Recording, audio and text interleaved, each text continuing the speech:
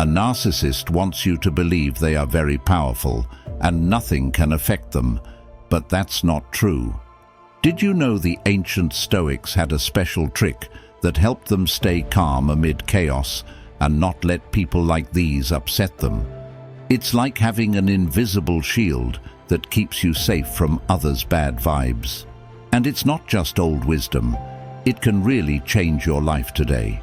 Whether you're stuck with a tough boss, a troublesome family member, or anyone draining your energy, Stoic wisdom gives you a way to not just get by, but to actually do well when things get tough.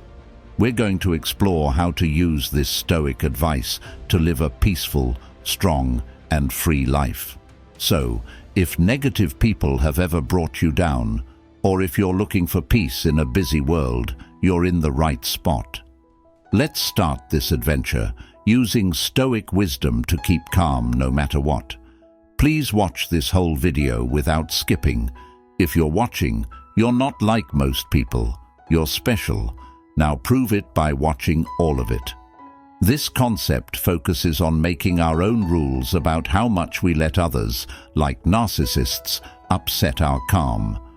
Marcus Aurelius once mentioned that we're in charge of our thoughts, not the events around us.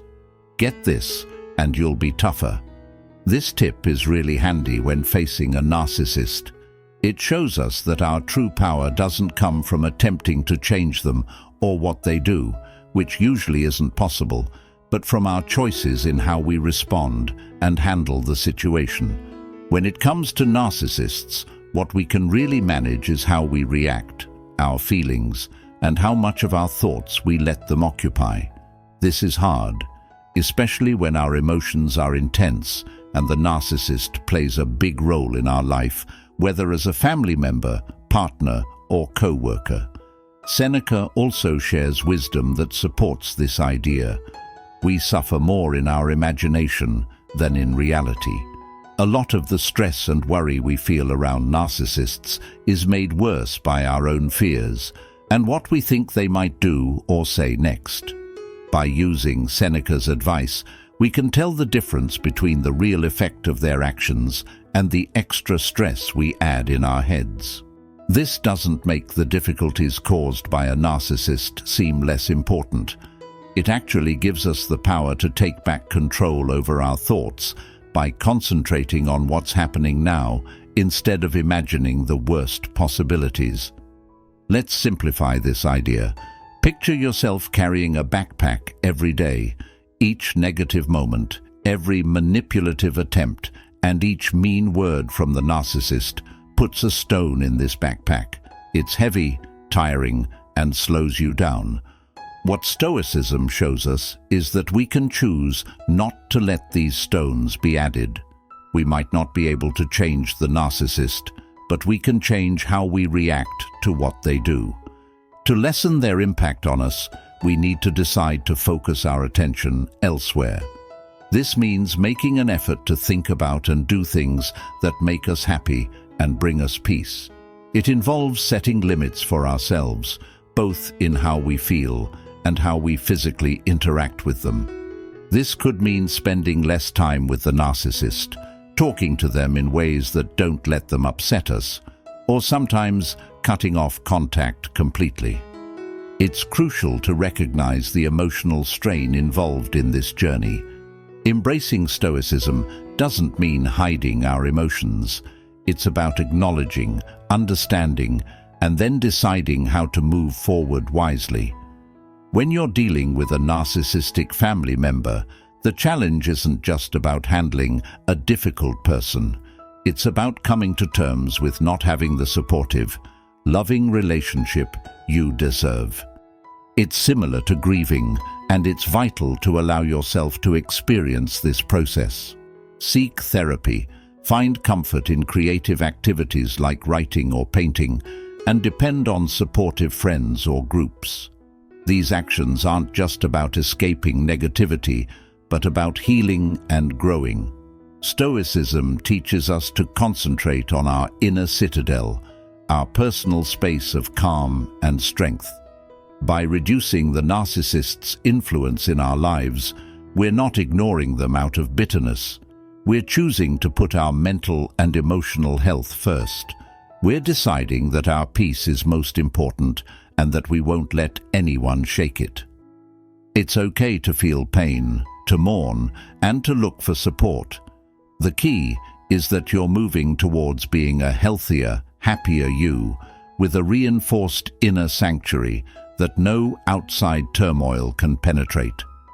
This is the essence of applying Stoicism in dealing with narcissists, finding power in calmness and actively choosing to concentrate on what's really significant: your tranquility, your joy, and your personal development. Narcissists often build up a sense of superiority, whether through their charm, smarts, achievements, or a mix of these. This isn't just for appearances. It's a core part of who they are, shielding them from their own deep-seated fears and doubts. When we start to question this act, it's not because we want to be mean. Rather, we're practicing a Stoic approach of searching for the truth, stripping back the layers to see what's really there. So how do we do this? First, we need to stay grounded in the Stoic idea of focusing on what we can control and letting go of what we can't. Our aim isn't to change the narcissist, that's out of our hands, but to shift how we see them, which in turn lessens their impact on our feelings and responses. When the narcissist shows off their inflated self-view, instead of confronting them or trying to disprove their image, consider gently examining their stories. This could be by simply asking, "How did you arrive at that idea?" Or, "Could you explain more about that?" Asking these questions with real interest and without any negative judgment can encourage the narcissist and others to think more critically about the truth of their statements. It's important to be careful and look after yourself first. Stoicism teaches us to avoid fights that upset our peace. We should keep calm and not let others' actions throw us off balance, choosing when to step back or step in, with our peace as the top priority.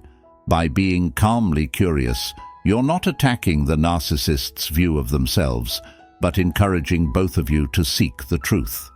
This gentle questioning can slowly change their over-the-top views, using kind thought rather than arguments.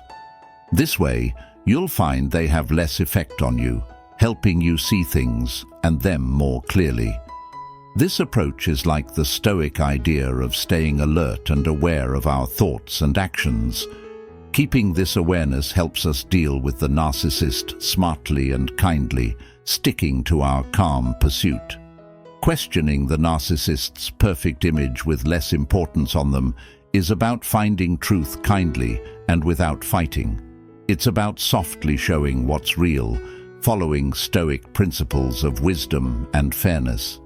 This not only keeps us calm, but might also help the narcissist think and grow. This process of becoming more self-aware and healing isn't something that just happens to us. It's something we actively do. It takes bravery and a readiness to face truths about ourselves that might not be easy to accept. This journey isn't about dealing with the narcissist or trying to change how they act. It's about focusing on our own personal development and well-being. Stoicism, which emphasizes self-reflection and developing personal goodness, fits well with this healing journey. It teaches us to look inside ourselves to understand our reactions, feelings, and the principles that drive us. The teachings of Seneca are particularly relevant. It's not possible to have everything we want, but we can learn to not want what we don't have and to use well what we do have. In therapy, this means seeing our current struggles not as unchangeable aspects of our lives, but as opportunities for growth and learning. It involves changing our focus from seeking approval from others, especially from those who can't give it in a healthy way, to finding approval within ourselves and practicing self-kindness. Therapy provides a safe place for this deep reflection and growth. It's a space where we can freely examine our emotions, life experiences, and how our interactions affect us without being judged. The aim is to heal from the damage caused by harmful relationships, to see our own value, and to understand that our worth isn't tied to the acceptance or praise of a narcissist or anyone else. During therapy, we dive deep into self-reflection, guided by Stoic principles. We critically assess our life choices and the beliefs that have kept us in harmful relationships, especially those where we've looked for approval from people who can't offer it in a healthy manner. This process of looking inward is key to breaking away from relying on others' approval, helping us to regain our sense of self and control. Therapy isn't just about letting go of negative ties. It's also a journey of self-discovery. We learn to find happiness, excitement, and peace by our own standards, shaping a life that matches our true values and dreams. This echoes the Stoic goal of living virtuously, finding joy not in praise or in others, but in living a life of moral excellence. By pursuing therapy and personal growth, we stand up to the harm a narcissist tries to inflict.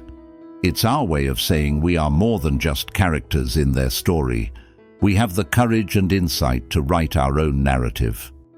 This embodies the heart of Stoicism. Realizing our strength comes from choosing how we react, nurturing our inner selves, and living in harmony with nature and logic. The path of therapy and self-betterment isn't simple. It demands the courage to face our weaknesses, confront our fears, and embrace the unfamiliar. Yet, this journey is also filled with optimism and the promise of a better self. As we work through our hurt and self-doubt, we find the strong, bright person inside us who's been there all along, ready to be found and celebrated again. Therapy shows us, in the Stoic way, that true freedom is something we find inside ourselves. It's the freedom to choose how we see things, to react with intelligence and kindness, and to live in a way that's true to who we really are. This journey of healing and growing proves how resilient and capable of change we are. It tells us that no matter what obstacles we face, we can create peace, happiness, and satisfaction from within ourselves. As we go through this process, let's have the bravery of a Stoic, seeing therapy and personal growth as chances to shape our own destinies. We're on a path to becoming more aware and virtuous, and every step forward is a move toward a life that's more genuine, powerful, and calm. Stoicism teaches us that we might not be able to control what happens around us or what others do, but we can fully manage our inner selves, our thoughts, reactions, and feelings. This idea gives us strength, especially when dealing with a narcissist whose actions might seem like they're attacking our peace of mind. Let's think more about this. A narcissist might try to upset, manipulate, or disturb us with their behavior. The first thing we might want to do is react, defend ourselves, or get into the fight. But here's where Stoicism gives us another option: staying calm, detached, and at peace inside. Choosing how to respond doesn't mean ignoring or hiding how we feel. It's about recognizing our emotions and then consciously deciding how we want to act. This could mean taking a second to stop, breathe, and think before you reply. Sometimes it might even mean not replying at all. The main point is to realize that you control how you respond. You're not just reacting to whatever the narcissist does. You're in charge of your own mind. Getting good at this takes practice and being mindful. It's about becoming really aware of what sets off your emotions and the usual ways you react. You have to be dedicated to watching your thoughts and feelings closely, but not acting on them right away. This is where doing things like writing in a journal or spending time in thoughtful reflection can really help. They give you a chance to step back, to look at things logically instead of just feeling your way through, and to pick a reaction that fits with what you believe and your wish for peace. By deciding not to get dragged into the narcissist's drama, by picking calmness and distance instead of fighting and drama, you're living out a very Stoic principle. You're practicing apatheia, which means not letting passions control you. It's not that you don't feel, it's that you don't let those feelings throw you off balance. You're showing a Stoic kind of strength, keeping your cool even when someone tries to upset you. This isn't about hiding or running away.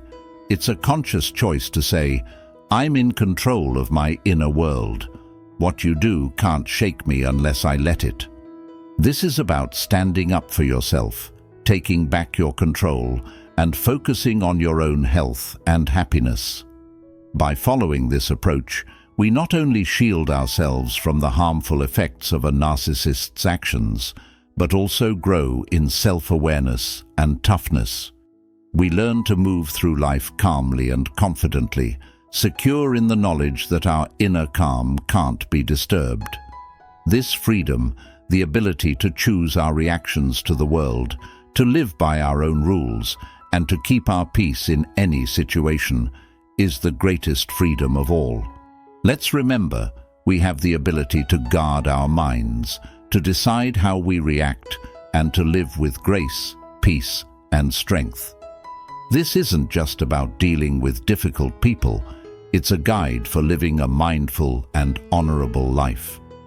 As we conclude our exploration of Stoic wisdom and its use in handling tough characters, keep in mind, your peace of mind is your safe place, a stronghold no one can enter unless you let them. Just like the Stoics, we can choose how we respond, stand strong against trouble, and build a life filled with calm and resilience. The strength you're looking for isn't somewhere far away. It's inside you, ready to be discovered and grown. Every day is a new chance to bring Stoic ideas into our lives more fully. The things we've talked about aren't just one-off tasks, but habits we can develop, making us stronger in mind and heart all the time. Think about starting each day by choosing more than your outfit. Pick the attitude you'll carry throughout the day, like patience, kindness, and inner calm that can't be easily disturbed by anyone else's words or deeds. Making this choice every day turns the wisdom of Stoicism into a real part of how you live. Also, remember to be thankful. Each night, take a moment to think of 3 things you're grateful for. This habit can change your attention from bad things to good things, supporting the Stoic belief that real happiness is something we find within ourselves, not from our surroundings or what other people say. Then, think about the people around you. Sharing your journey with others trying to live by these same ideas can really help. Whether it's an official group or just some friends, having people to talk to who understand can really boost your growth and give you feedback on your thoughts and discoveries. And always keep learning. Stoicism has a lot to offer with thinkers like Marcus Aurelius, Seneca, and Epictetus, plus lots of modern takes on these ancient ideas. Reading and learning more can open up new understandings and keep you committed to following this path. Thanks a lot for watching till the end. I really appreciate your support. If you found this video helpful, please like this video and subscribe to the channel. Let's start this journey of self-improvement and empowerment together, guided by the enduring wisdom of the Stoics and the founders of psychology. Remember, you're not walking this path alone. Let's keep learning, growing, and prospering together. As always, until next time.